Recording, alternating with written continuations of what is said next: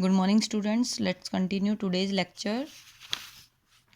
In last class we have studied about type of capacitor and principle of the parallel plate capacitor, and today we will calculate the capacitance of the parallel plate capacitor. As you know that parallel plate capacitor consists of two plates which are of equal area and parallel to each other.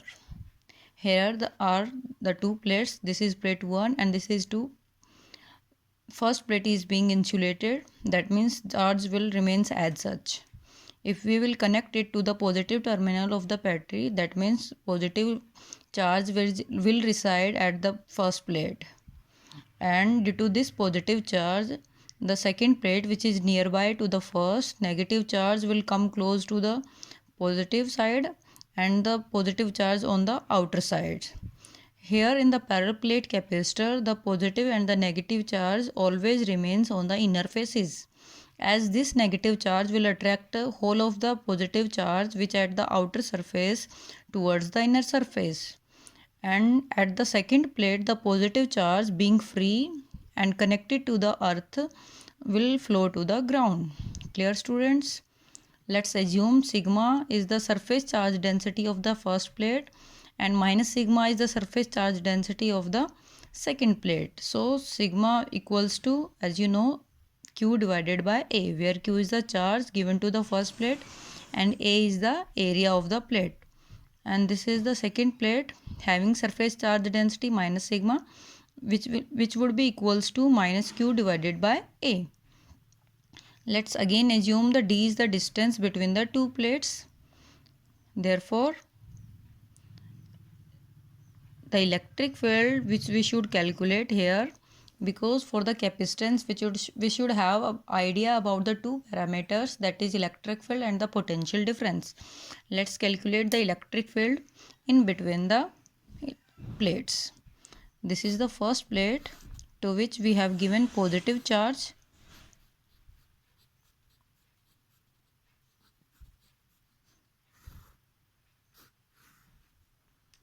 This is the second plate and here is the negative charge. These are the two plates, and if we want to calculate the electric field in between the two plates, we should take first idea of the infinite sheet.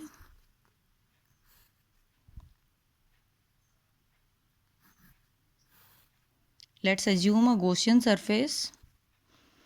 As you know that here is no charge, and if the charge is 0, that by Gauss theorem electric field would also becomes to 0. Now comes to this point. This is the Gaussian surface. Only the charge resides at this surface, and due to this surface we will calculate the electric field. And you know that for positive charge electric field is outward. Now the electric field will be only because of this. The curved surface electric field would be 0. As you know that at a curved surface the direction of position vector and the area vector are always becomes normal, that is of electric field and the area vector. Both are normal to each other, that's why electric field becomes 0. Only the electric field direction would be this side. Therefore we have shown here the electric field direction from first plate to the second plate. Now we will calculate the electric field magnitude.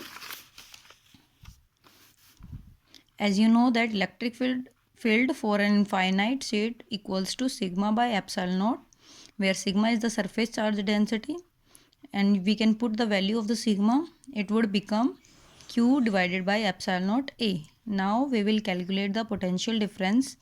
V equals to E into D. This is by the relation you have remembered already, that E equals to minus dV divided by dr, and by this relation we can write V equals to E into D. Now it becomes V equals to, placing the value of the E, that is Q by epsilon naught A multiplied by D. Now these values can be used to calculate the capacitance of the parallel plate capacitor, that is C equals to Q by V, where V is the QD divided by epsilon naught A.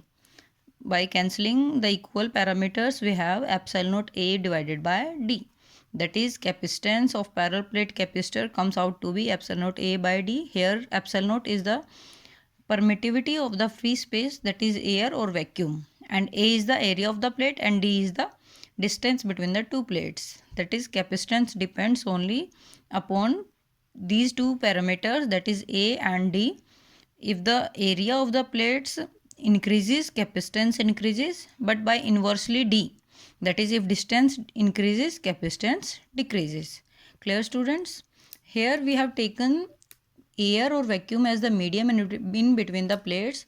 We can also calculate the capacitance of the parallel plate capacitor by changing it with a medium having dielectric constant K. Let's new capacitance would be Cm equals to epsilon naught A divided by D, where epsilon is the permittivity of that medium.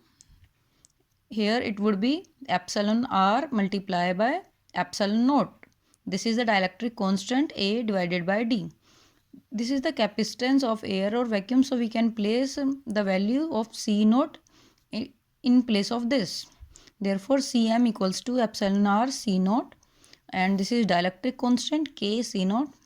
That is, capacitance increases on replacing the medium with the air or vacuum. Clear, students? I hope you have cleared this topic, and if you have any type of doubt, you can ask for it in the comment section. Thank you. Goodbye.